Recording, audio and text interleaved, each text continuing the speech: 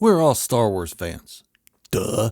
But we have certain expectations with each new release of the Star Wars franchise, whether it's in the movies, television series, comics, games, novels, or whatever. Yet with each new release, we're disappointed in some aspect of it.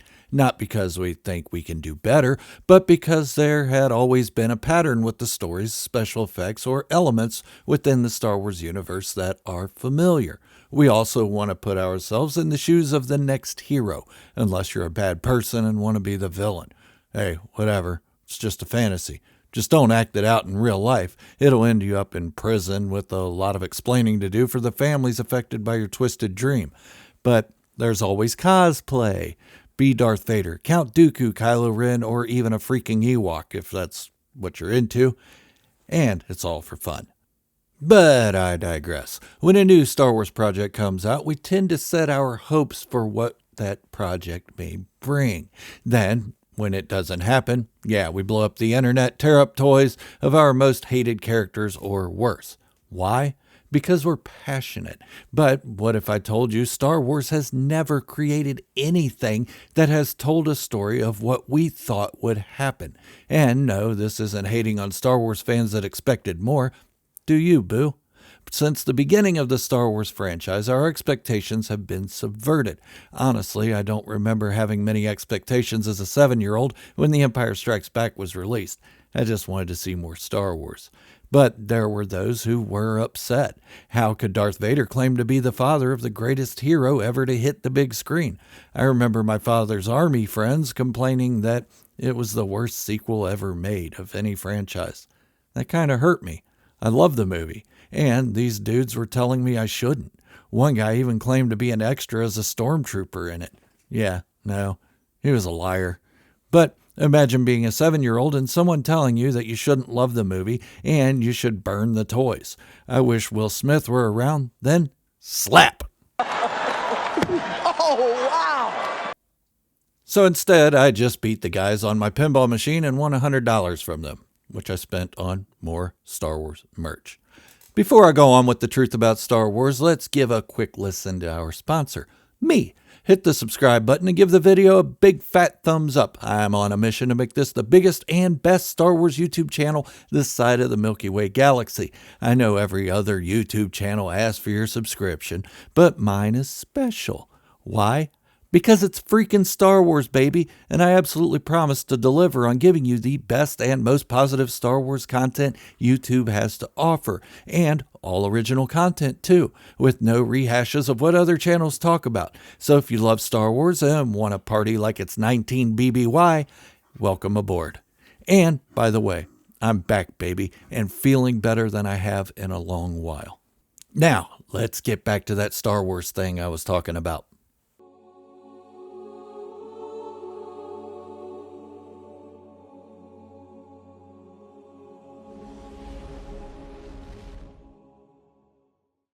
I do have a point to all this. It isn't just a rehash of what Star Wars stories have told us before. So be sure to stick around for the whole video to understand what I'm trying to say. And no, I'm not pulling anyone down for their likes or dislikes. When it comes to Star Wars, we're all entitled to our opinions, and one is just as important as the other. Okay. Ever since The Empire Strikes Back was released, I have been studying Star Wars, and I came to a conclusion. George Lucas is a flippin' genius. Why? Because with every new story he told in the Star Wars universe, he created something different. And every story threw us for a loop in one way or another. Not one of his stories was told the same way. Think about it. A New Hope, good versus evil. It was the beginning of the franchise and told the tale of the struggling rebellion that defied the odds to scratch out a victory against the galactic presence.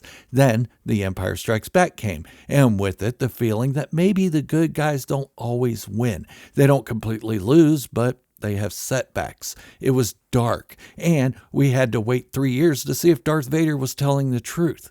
By the way, name a time when the Sith have lied to our heroes. Now, think of times when Jedi have lied. Just a thought. Then Return of the Jedi. Still the timeless tale of good versus evil, but this chapter was a little more lighthearted. The friendly Ewoks who ate people. You know, Han Solo cracking jokes when it seemed he was facing his own death. There's nothing to see. I used to live here, you know. You're gonna die here, you know. Convenient. But it was a completely different kind of movie than the previous two Star Wars films. Come on, we all knew who was going to win, and there was no real threat to the heroes. Seriously, did you think they would end up in the Sarlacc, or that Lando wouldn't blow up the second Death Star, or that Luke was going to die by the lightning fingers of Emperor Palpatine? Nah, but it was still a great ending to that story. But as different as all three of these movies were, there was still a certain way George Lucas told the original trilogy. Gritty, dark, but not too dark that we thought there was no hope for the heroes. Heavy on the hope and mysticism and light on the politics. But there wasn't anything to compare these Star Wars stories to that would tell us it was different. Not yet. 16 years later, George Lucas began releasing the next trilogy of Star Wars films, and our expectations were high. The first three movies were amazing, and if we knew George Lucas, then these movies would be nothing less than that. But wait, it's beginning to look a lot like A New Hope, a galactic threat with an evil henchman chasing the heroes. Then there's a boy on Tatooine with a special gift. He destroys a Death Star-shaped capital ship with never having even been off-world, let alone piloting a fighter. Then, at the end, the villainous henchman cuts down the old master to leave the learners to figure things out on their own, the difference being that the henchman was killed. Yeah, I'm talking about Darth Maul, and I know he wasn't actually killed, but at that time, we believed he was. The next two entries of the Star Wars universe were much of the same tone. Not so much the same storyline as we had seen before, but the tone was the same, a looming evil that no one could identify. Seriously? Count Dooku told us and the Jedi who it was. Just another example of a Sith being honest. It was a tale too crazy to believe. Just as Vader saying he was Luke's father was crazy. But with this trilogy, we knew how it would end. There were no real surprises. Yes, we screamed at Anakin as he turned to the dark side and hoped he would rethink his decisions. But ultimately, we knew he was doomed. We also knew the Jedi Order would fall and most would die. Luke and Leia would be split up and Obi-Wan would retreat to Tatooine. But knowing that what would happen didn't tell us how it would get to that point. And that's what the prequels were about. And guess what? I love it.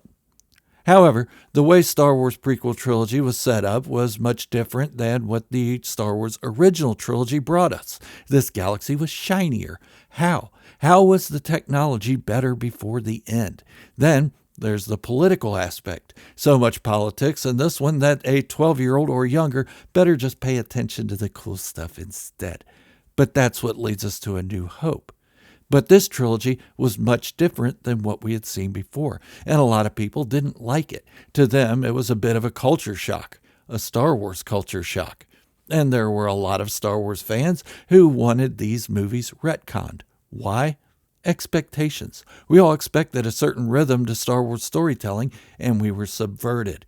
But what does George Lucas do? He enlists the help of Dave Filoni to expand on the ideas of the Star Wars prequels by creating an animated movie and series, The Clone Wars. The Clone Wars was told even more differently than the other two Star Wars trilogies. For the most part, it followed Anakin Skywalker's Padawan and the captain of his 501st Legion, Ahsoka Tano, and Captain Rex. And at first, a lot of people rejected it. Anakin didn't have a Padawan. He told old Ben Kenobi that the last time they met, he was the learner. How could he have a Padawan if he was still a Padawan himself? Immediately, fans reacted.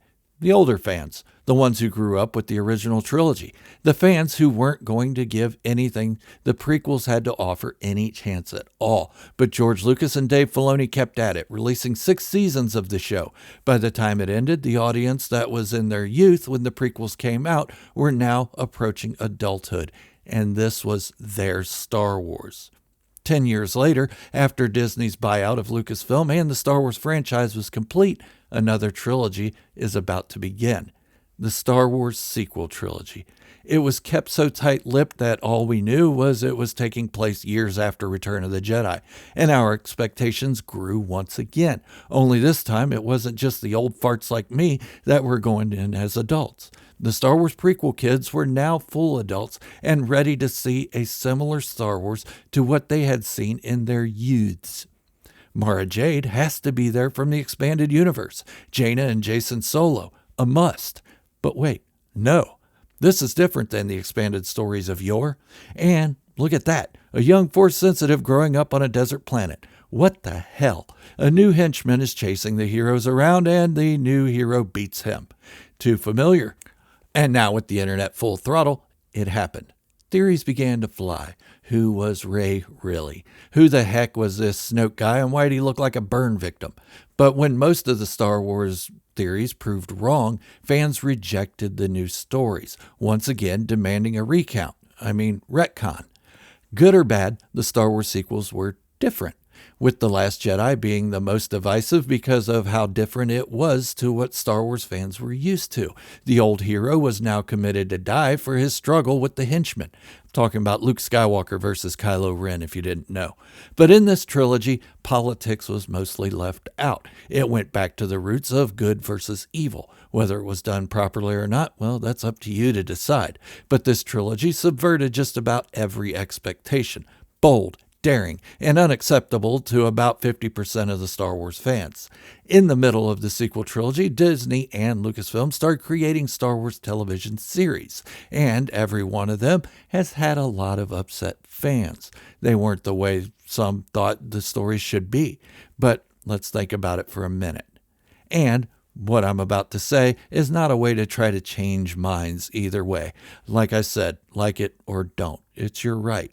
But let's go back to the beginning. This is how George Lucas set up Star Wars. Maybe the sequels weren't his stories, but then again, neither was the expanded universe. But George Lucas made Star Wars storytelling different each time. The originals and prequels were clearly different. The Clone Wars was completely different from all of it. And the 1978 Star Wars Holiday Special? Dear Lord. But the point is, George Lucas made every story different. He subverted our expectations and he was bullied out of the franchise for it. But he was an innovator. The stories were different. The way he went about getting the production companies to go along with his ideas was brilliant. He created new special effects each time he envisioned something new. And that's something the Star Wars sequel trilogy tried to do as well. It's also something the television series are trying now. Now, whether it worked or not is up to you to decide. Remember the pinball story I told you in the beginning? Well, how many preteens do you think go into Star Wars for the first time during the sequels? How many of them are happy when you tell them they shouldn't like the movies or that they should like the movies for whatever reason? To a lot of kids, this is their Star Wars. But I will say movies are different than they were in 1970s and early 2000s. There's so many movies thrown at us now that it's going to be hard to make fans of any specific franchise because of how many franchises are being created. But those kids who come out enjoying Star Wars are carrying on the franchise for us and are going to remember these films as their first. But that's what George Lucas did. He wrote new stories that were bold. He took chances. He gave new generations something to grasp. My older kids are prequel era fans, while my younger kids are sequel era fans. And no matter what my view is on either of those trilogies, I will never tell them they're wrong. Why? Because that's their Star Wars. And Star Wars isn't competing with itself. It isn't setting out to say, okay, this is your favorite Star Wars story of all time, this new one. It's just telling stories for the next generations while trying to hold the interest of the older generations, all while carrying on George Lucas's tradition of being bold and taking risks. Sometimes it pays off, sometimes it doesn't. Me, I just enjoy Star Wars for what it is. It's still the best franchise ever created, but it is still a series of fantasy stories.